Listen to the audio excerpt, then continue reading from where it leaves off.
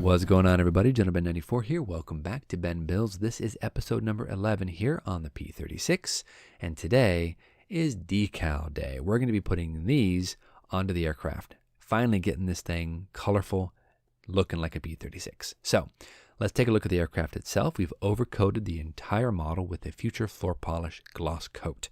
We shot that through our airbrush at about 12 psi. We gave it 48 hours to go ahead and to fully cure. We're ready to go. We have our decal placements here. This is the guide we're going to be using. We have our decals, and we have our microsol and our microset. These are imperative to have when working with decals. Also, we have our scissors off to the side here, which we'll use to cut out the decals from our carrier film. We have some water here. I'm using regular tap water. You can use distilled water, but hey, tap water is free. We have some Q-tips here for blotting up the extra liquid, and we have a brush for applying the microsol and the microset. That's pretty much it. We are ready to go. Next step, we're going to look at our decals, look at our placement guide to figure out what we're going to need, and then we're going to start cutting these decals out of the carrier film and get them ready to be dunked. So let's rock on. Okay, so we've decided on the version we're going to be decaling. Next step, I like to do anyway, is to take the decal sheet and to take out the decals that I need. Because usually aircraft will come with a bunch of different versions of the same aircraft and for different markings, different units. So you want to select the ones you're going to actually need for your particular version. In this case, we're working on number 86 that Lieutenant Rasmussen flew. So we need to go ahead and cut all those out and get them ready. This is pretty much it though. After kind of cutting out the decals we need, I'm somewhat shocked at how little decals there actually are for this. There's not that many. This is all we have, which is fine. I mean, I'm not complaining. It's going to be super easy and quick to decal, but still, I'm used to a lot of other different, markings and whatnot. So let's get started. I got my tweezers here. We're going to grab our first marking, which is going to be just your basic insignia. We're going to dunk it in the water. Leave it for about probably 7 seconds or so. And then we're going to take it out and we're going to start to go ahead and get the aircraft ready for the decal. Once you put these things on, once you get them covered in microsol, they are not coming off. You have to do a lot of work to go ahead and scrape off those decals. So they're going to look really, really almost like painted on. So that's really cool. But first we're going to start with some microset. Take our brush, dip it in, take a nice generous coating of it. And let's put this aside. Let's arrange this so you can see everything I'm working on here. And we're going to choose where it's going to go, right about here. And let's just apply the setting solution. Now this is kind of your pre-decal setting solution. I put this on before I put the decal on, then the decal goes on top of that, and then the microsol goes on top of all of that. So use my finger and just slide the backing off the decal. Come on, get on there. There we go. And we're going to need to go ahead and kind of shift it into place, make sure that it is where it should be. Now I'm using the decal placement guide on the instructions as kind of a guide. I guess I could go to the book as well, but it's probably fine to just work off the decal setting page. So let's go ahead and shift this around here, kind of fine tune it a bit, because I mean, after all, this is going to be very noticeable. On a natural metal finish aircraft like this, you're going to really want to make sure that they're placed and that you're happy with the placement. This stuff is great. If you want that nice painted on appearance, you're going to want to use microsol for sure. It actually is a decal softening agent that actually melts the decal somewhat, kind of misshapens it, but then sucks it down into all panel lines and any sort of crevice. It's really fantastic stuff. I use it pretty much on any model I use decals on. I use microsol. It's just fantastic. So let's go ahead and place the microsol on. We're just going to brush it on like normal. Make sure the decal is completely covered, and then you can use a Q-tip to kind of clean up the area just a little bit. You can use a Q-tip to kind of wipe off any excess by kind of rolling it along the decal to kind of suck up that last little bit. And sometimes that's just sufficient. Other times you might need to put a little bit more microsol on there to really make sure that decal gets sucked down into those panel lines. But overall, this is looking pretty good. Let's go ahead and move on to the next section and let this kind of dry.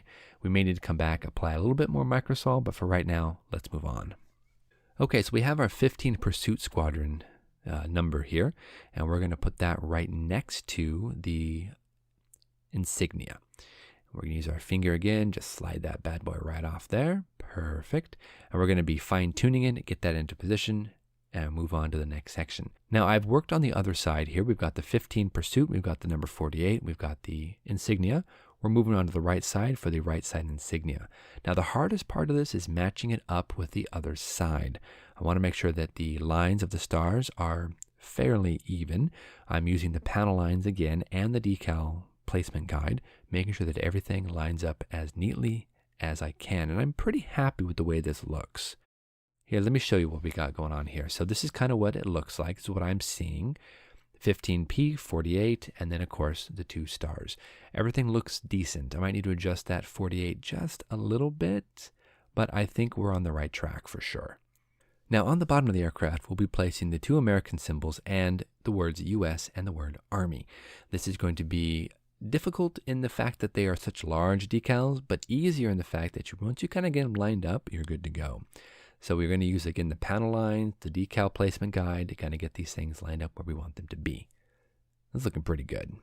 Okay, so once I'm happy with the placement, I'm going to go ahead and cover the entire decal with the microsaw. And this is going to really help to suck it down into the panel lines. And there's a lot of little detail that you can't really see otherwise. And this is going to help to kind of pop that panel line area. On the other side, we're going to get the American star and the letters US. This is going to be the same here. We're going to take a little bit of microsaw. We're going to take some Q-tip and wipe off any excess so I don't have to damage the finish. And again, once I'm satisfied with the position, I'll cover the whole thing in microsaw using a Q-tip to take care of any excess in case I put too much on. And then we're going to let that dry and let that microsaw do its work. Okay, now that we've got the wings done, we're going to move on to the fuselage. I've done half the fuselage already. As you can see here, we've got number 86 on the side in black. We've got the 48, we've got the 15 Pursuit, and we've got the red, white, and blue stripes on the rudder. Pretty decent looking, I have to say. I like the way it looks. Now we have to the other side. Let's go ahead and jump onto that side now. Okay, so again, just like any other decal, we're going to place some microset down. We're going to get that decal ready to go. I'm going to slide it off the backing just a little bit because I'm kind of doing this only with one hand. Place that where I'm pretty sure it should be. Now, once we're kind of satisfied with where the placement is, we're going to be throwing some microsol onto that, and we are good to go.